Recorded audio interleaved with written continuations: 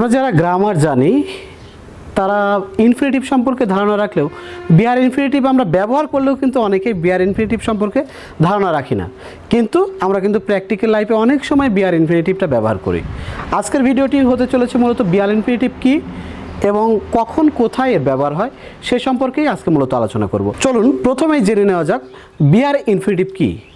বিয়ার শব্দের অর্থ প্রথমেই বলে রাখি, বিয়ার মানে কিন্তু খালি, অর্থাৎ বিয়ার ইনফিনিটিভ, খালি ইনফিনিটিভ। কেন এটিকে খালি ইনফিনিটিভ বলা হচ্ছে? মূলত টু ছাড়া যে ইনফিনিটিভটি হয়, অর্থাৎ টু নেই কিন্তু সেই ভার্বটা ইনফিনিটিভের কাজ করে, তার আগে টু নাই, সেই ভার্বটাই মূলত বিয়ার ইনফিনিটিভ। যেমন হি ক্যান হেল্প মি, এখানে হেল্প কিন্তু একটা ইনফিনিটিভ।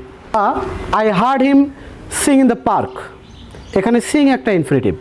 এই যে হেল্প বা সিং, এই দুইটা ভার্বের আগে কিন্তু কি বসেনি, এই দুইটা ভার্বের আগে কিন্তু কোনো টু নেই, কিন্তু এটা কিন্তু ইনফিনিটিভের কাজ করছে। এটাই মূলত বিয়ার ইনফিনিটিভ। এখন দর্শক চলুন জেনে নেওয়া যাক কখন বিয়ার ইনফিনিটিভ হয়।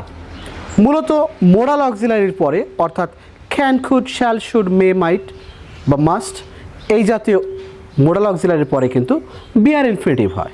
যেমন we should respect our teachers, এখানে শুডের পরে যে রেসপেক্টটা হলো, এই রেসপেক্টটা মূলত বিয়ার ইনফিনিটিভ। কিছু ভার্ব রয়েছে যেমন হিয়ার, সি, মেক বা লেট, এই ভার্বগুলোর পরে স্বভাবতই বিয়ার ইনফিনিটিভ হয়। যেমন teacher made us write an essay, এখানে রাইট কিন্তু একটি বিয়ার ইনফিনিটিভ। এখানে যে মেইকের পাস্ট ফর্ম মেড বসছে, যে কারণে এখানে এই ভার্বটি বিয়ার ইনফিনিটিভ হয়েছে। অথবা let me write the poem, এখানে রাইটটা কিন্তু একটি bare infinitive. Would better, had rather বা হোয়াই, এরপরেও কিন্তু বিয়ার ইনফিনিটিভ হয়। যেমন I would rather stay at home বা হোয়াই ওয়েট আনটিল টুমোরো, এখানে ওয়েট বা স্টে এটা কিন্তু বিয়ার ইনফিনিটিভ। দর্শক তাহলে আশা করছি বিয়ার ইনফিনিটিভ সম্পর্কে আপনার ধারণাটি ক্লিয়ার হয়েছে। ধন্যবাদ।